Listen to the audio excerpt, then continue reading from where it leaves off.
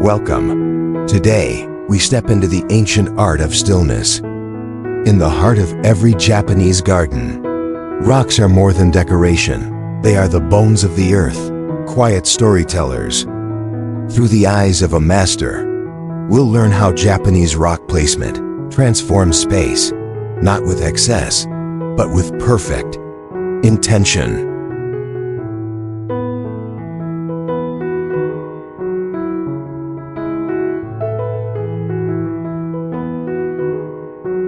Before we lift a single stone, we begin with presence. In a Zen stone garden, rocks are not randomly placed, they emerge.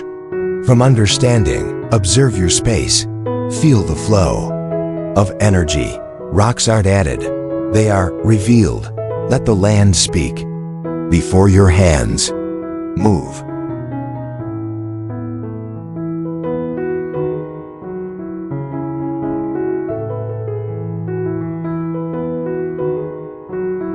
In dry landscape design, sand or gravel becomes water. Rocks become islands, cliffs, or distant mountains.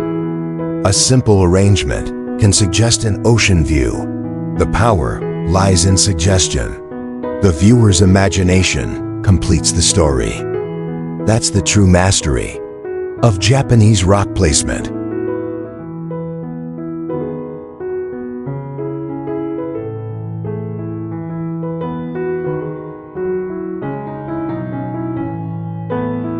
Start by choosing 3 main stones. These are your foundation, known as Shin, Jo, and So, formal, semi-formal, and informal. They create harmony through contrast. A tall vertical stone might anchor the composition, while smaller reclining stones suggest movement. Think of them as characters in a silent drama.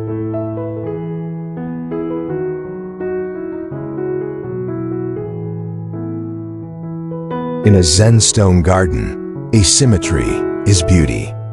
Balance doesn't mean equality, it means resonance. Place stones so they feel like they've always been there, not arranged, but grown into place. The gaps are as important as the forms. Let emptiness do half the work.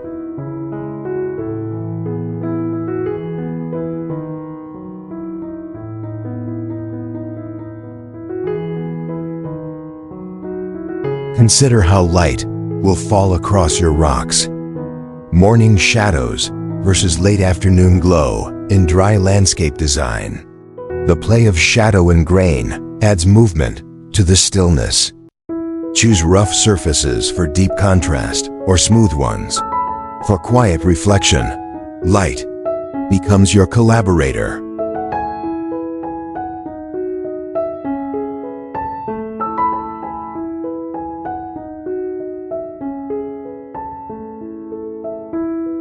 Each rock has a face, a weight, a direction. Don't force it upright. If it leans, let gravity guide your choice. Master gardeners often sit with a stone for hours, studying its natural posture. True Japanese rock placement feels inevitable, like the stone placed itself.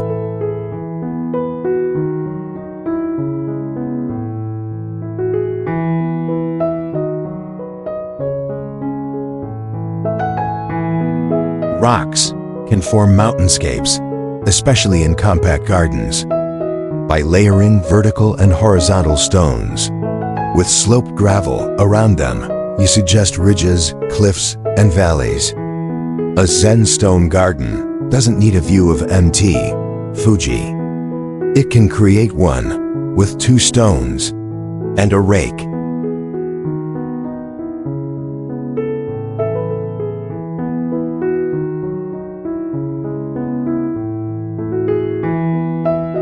Use groupings of 2 or 3 to suggest relationships. A large rock with a smaller companion creates parent and child. 3 stones may represent heaven, man, and earth. Dry landscape design often draws from ancient philosophy, where every element speaks to deeper truths.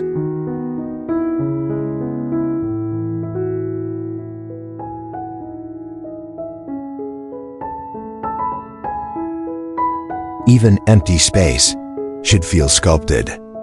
In Japanese rock placement, the void is alive. A stone surrounded by raked gravel isn't isolated, it's honored. The space around it becomes breath. Step back and ask, does this placement make the garden exhale?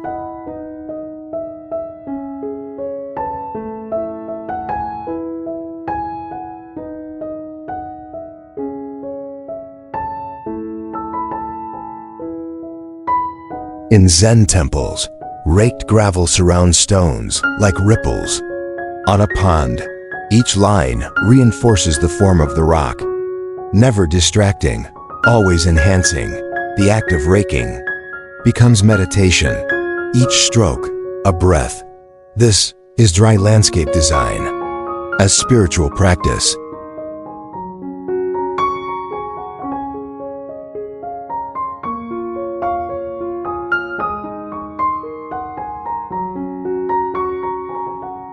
Large rocks anchor.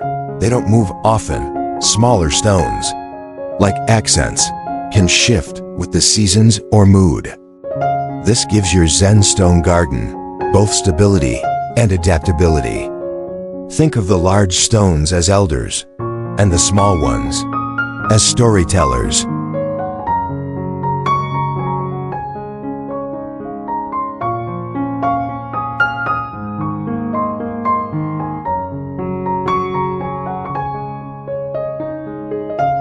Try placing a rock where two garden elements meet, where stone path meets moss or gravel meets water. These junctions are full of energy. A well-placed rock there creates harmony. Between textures, it's not just about filling space. It's about connection.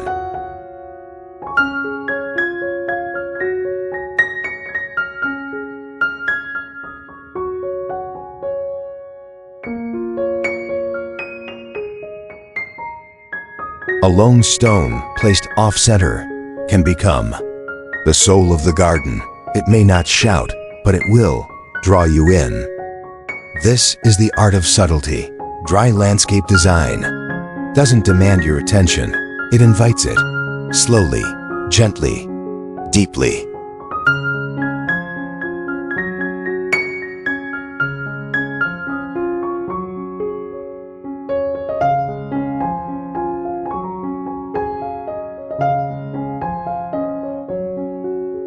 Texture matters.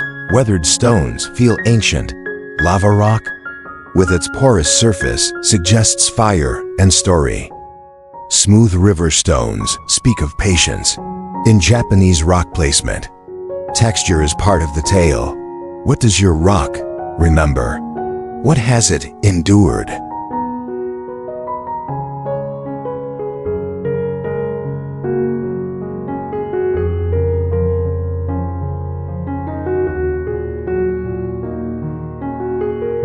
Elevate some stones slightly above ground and sink others deep into soil. In nature, not every rock is fully exposed. This gives your garden dimension and authenticity. Your Zen stone garden should feel like time passed through it, not like it was built yesterday.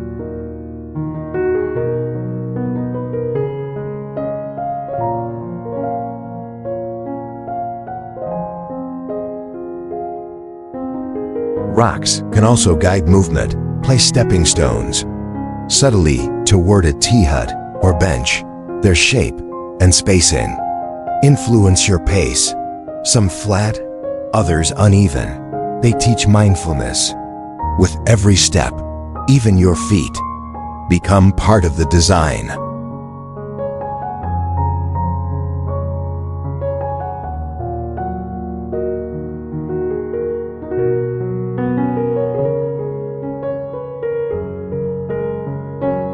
Behind every great, dry landscape design is restraint.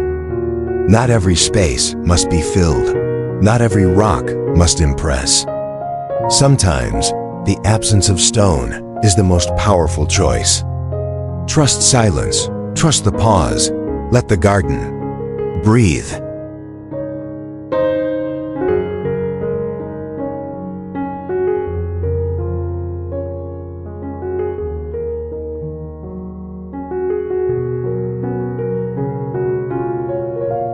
Stone lanterns, though carved, are part of this conversation. They blend, form, and function. When paired with rock groupings, they offer height and softness.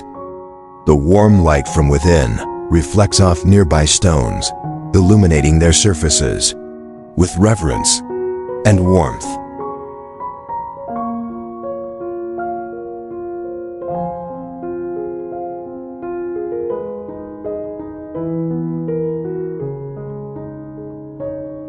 Moss loves the base of rocks. Let it grow naturally.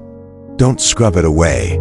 It softens harsh lines and adds a sense of age. A rock half covered in moss suggests it's been waiting. For centuries, Japanese rock placement values history, even in small spaces.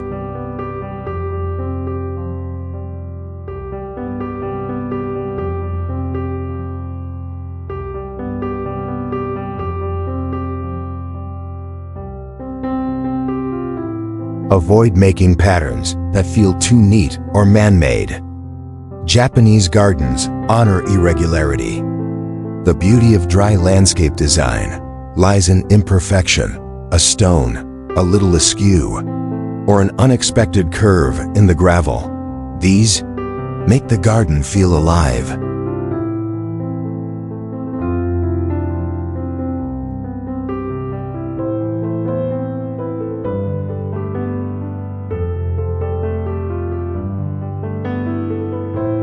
In sloped gardens, rocks help hold the earth, but they also shape the terrain emotionally.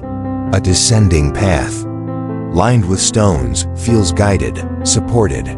Each step, framed in stone, feels more grounded.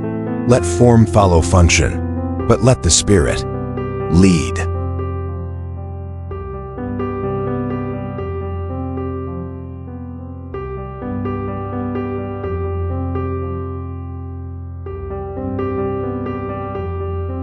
In some designs, you may include a boat stone or harbor stone, a flat, horizontal slab that suggests departure or arrival. These symbolic forms connect the garden to journeys, even when it remains still. Japanese rock placement often whispers myths through form.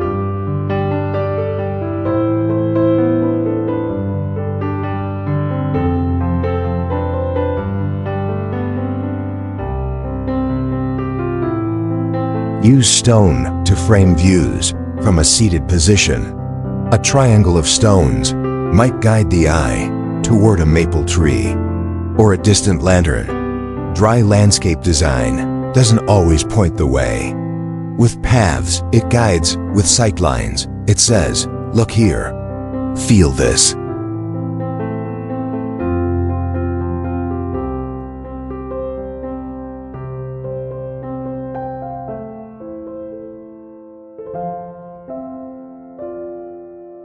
In courtyard gardens, rocks become focal points in small, enclosed worlds.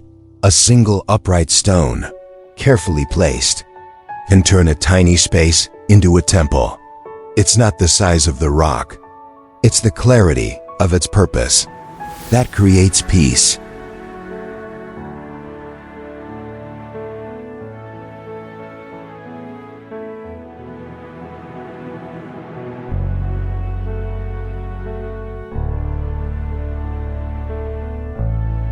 The color of stone matters.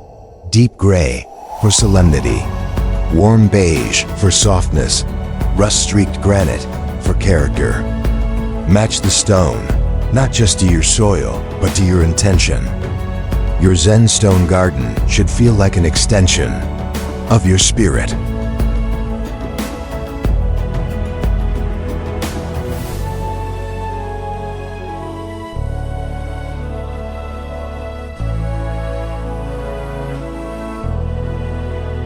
Change your perspective. Look at the rocks from eye level, from above, from across the garden. What feels right in one view may feel off in another. Japanese rock placement is never just about one angle, it's about harmony from every path.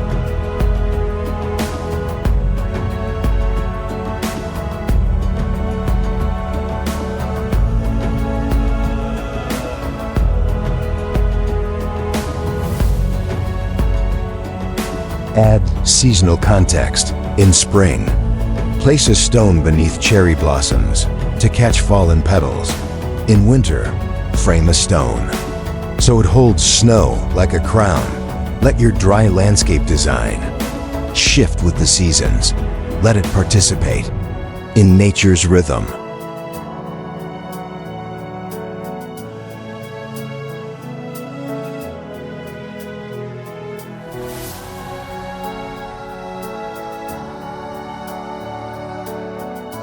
In the end, you're not just placing rocks, you're composing silence. Each stone is a note in a quiet song. You're building a space where presence is enough, where the viewer stops, not to be entertained, but to simply be.